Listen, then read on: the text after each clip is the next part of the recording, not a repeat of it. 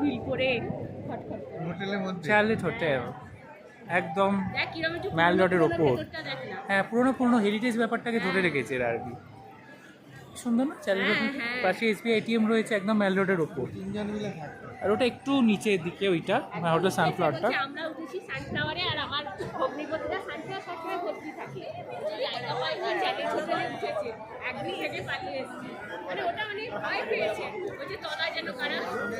হ্যাঁ ওদের ওপরে লোক রয়েছে, দেখো না ওই দেখ।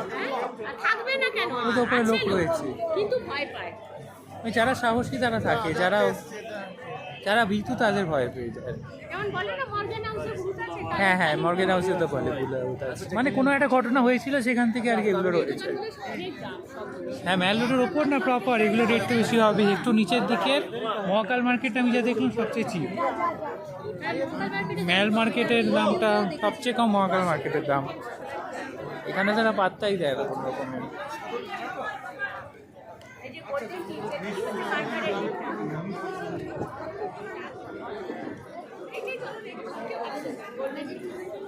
ওয়ার্ল্ডস ফাইনেস্ট টি সিজ 1933 এখানে, বাবা।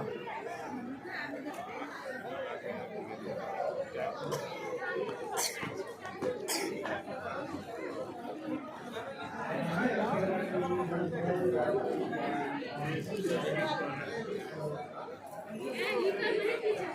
চল ওখানে যে পলিটিক্স